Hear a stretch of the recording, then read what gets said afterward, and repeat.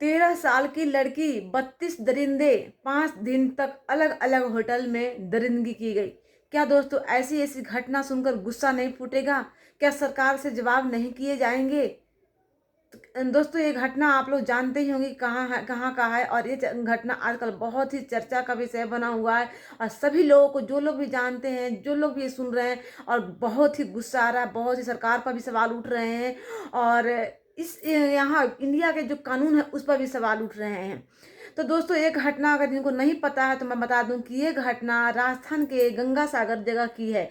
दोस्तों एक 13 साल की लड़की अपने दोस्त के घर गई थी। कुछ होते हैं बच्चे जो मिलने जाते हैं अपने दोस्त से, तो गई थी लड़की, 13 साल की लड़की गई थी अपने दोस्त के घर, डिनर पर गई थी शायद।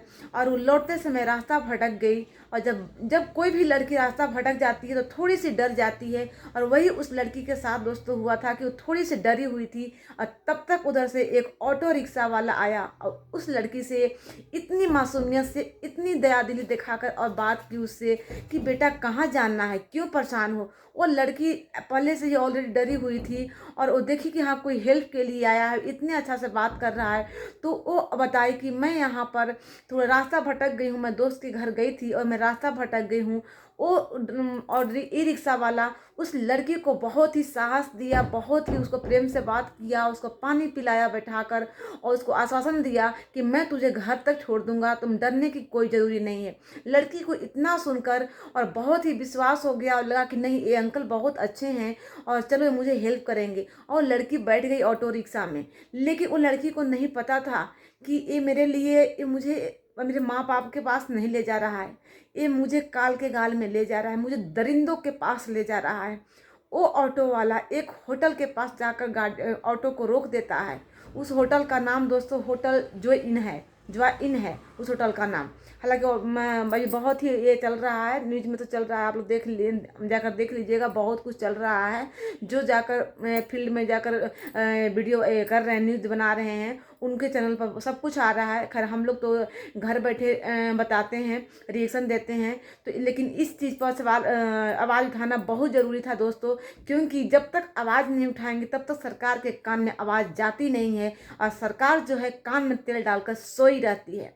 अभी मैं सरकार पर भी आऊँगी, लेकिन लड़की के साथ घटना कैसे हुआ, कैसे, मैं उस चीज़ पहले मैं बताना चाहती हूँ।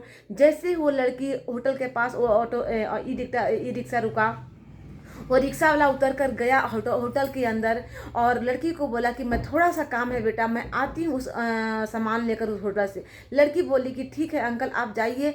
और वो ऑटो वाला वहाँ से चला गया होटल के अंदर और जाकर वो रिसेप्शन पर काउंटर पर जाकर बात किया। काफ़ी देर तक वो बात किया, यानी कि वो सौदा किया उस लड़की का।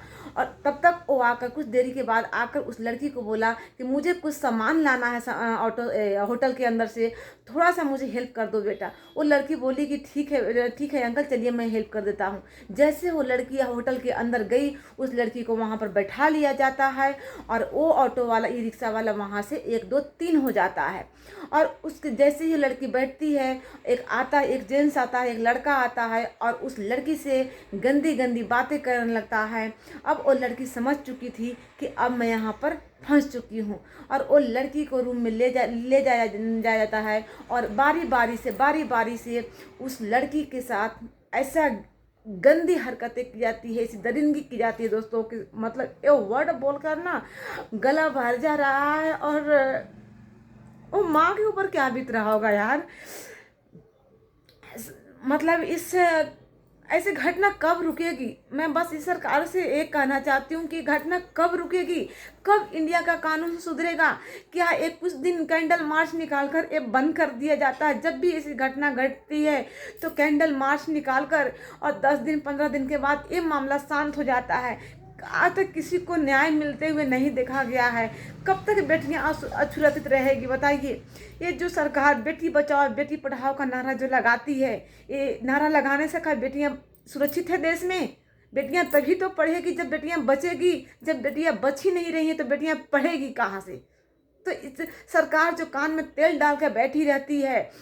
और जब ऐसे कुछ घटना होती है तो 2 3 दिन 4 5 दिन खूब एक्शन लिए जाते हैं, खूब दिखाया जाता है पब्लिक में कि हाँ एक्शन हो रहा, काम हो रहा है। लेकिन उसके बाद क्या होता है? उसके बाद सारे फाइल तह लगा कर रख दी जाती है और वहाँ पर जिनका पहुंच जहां तक होता है अपना प्रोसेस वहां तक पहुंच कर और उस मामला को वहीं पर रफा दफा कर देता है। और इंक्वायरी के नाम पर, कानून के नाम पर 10-10 साल, 15-15 साल, 20-20 साल लग जाते हैं, फिर भी उसको सजा नहीं मिलती है।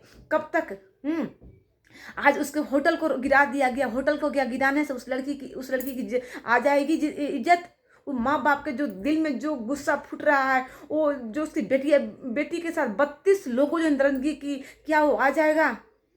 मैं सरकार से बस पूछना चाहती हूँ, मैं किसी से, अब अगर सरकार जवाब नहीं देना चाहती है और नहीं जवाब है तो वो दरिंदों को सौंप देना पब्लिक के पास, या उस माँ बाप के पास जिसके बेटियां के साथ ऐसा हो रहा है। कानून के नाम पर क्या खिलवाड़ करते हो?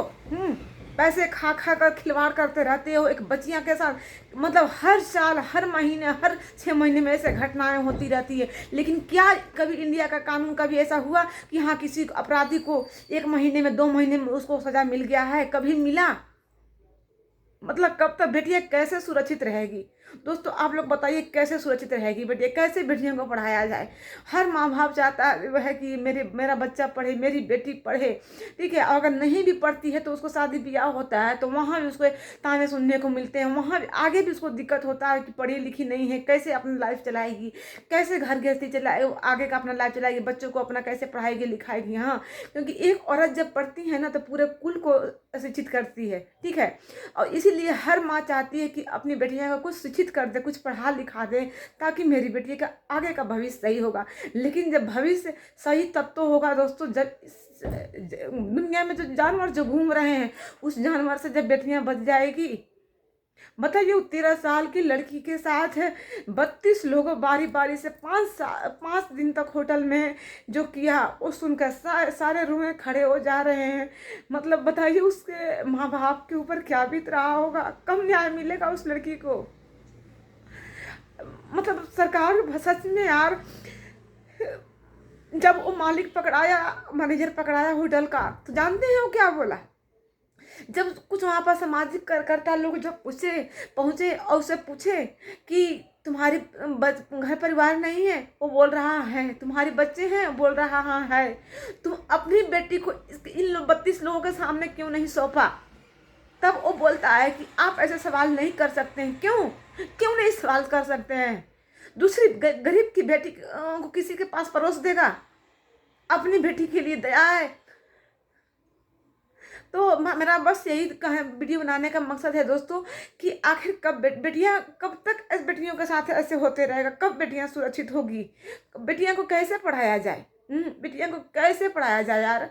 तो मेरा कहने का मतलब है कि सभी लोग आवाज़ उठाइए और वीडियो को शेयर कीजिए कि ताकि जितने भी गांव घर शहर जितने भी लोग अगर नहीं जो लोग जान रहे हैं सभी तक वीडियो पहुंचे और सभी तक ये न्यूज पहुंचे और सभी लोग इस चीज़ को आवाज़ उठाइए, तभी कुछ सरकार करेगी। और सरकार कान में तेल डालकर हमेशा सो जाती है और फाइलें वैसे की वैसे धूल फाड़ते रह जाती है और कोई भी लड़की को न्याय नहीं मिलता है। लेकिन न्याय मिलनी चाहिए और इसके लिए जब तक आवाज़ नहीं उठाइएगा तब तक कुछ नहीं होगा। कैंडल मार्च करने से कुछ नहीं होता दोस्तों। 10 दिन कैंडल मार्च होता है और फिर वही सब रखा रह जाता है, क्योंकि सरकार कुछ करती नहीं है। इंडिया का जो कानून है वो आप लोग देख ही रहे हैं। उस दरिंदों को तो माँ बाप को सौंप देना चाहिए, उस लड़की के माँ बाप को सौंप देना चाहिए, नाबालिग के माँ बाप को। लो इसके साथ जो करना है कर लो। वो बीच चौराहे पर उसको लान कर, सबसे पहले तो ऑटो वाला को फांसी देना चाहिए। सबसे पहला अगर कोई अपराधी है तो ऑटो वाला है, सबसे पहले वो ऑटो वाला को फांसी देना चाहिए। तो दोस्तों चलिए, इस कहानी बहुत बड़ा है दोस्तों, आप लोग न्यूज़ पर जाकर देख सकते हैं। लेकिन मैं ये वीडियो बनाऊँ बस इसलिए बनाई हूँ कि ताकि हर लोगों के पास ये वीडियो पहुँचे और हर लोग अपने अपने तरीके से आवाज़ उठाइए, तभी उस नाबालिग लड़की को वो न्याय मिलेगा। अन्यथा सरकार न्याय नहीं देगी। सरकार पर बिल्कुल कितना भरोसा है वो सभी लोग जान रहे हैं कि सरकार कितना भरोसे लायक है। चलिए दोस्तों, सभी लोग आवाज़ उठाइए, इस आवाज़ को बंद मत होने दीजिएगा और आवाज़ उठाते रहिएगा। जैसे आपके घर में बहन बेटी है वैसे ही वो भी किसी की बहन बेटी है, तो इस बेटी के लिए भी आवाज़ उठनी चाहिए, आवाज़ बंद नहीं होनी चाहिए। नहीं तो सरकार ये आवाज़ को दबा देती है, फाइलों को दबा देती है।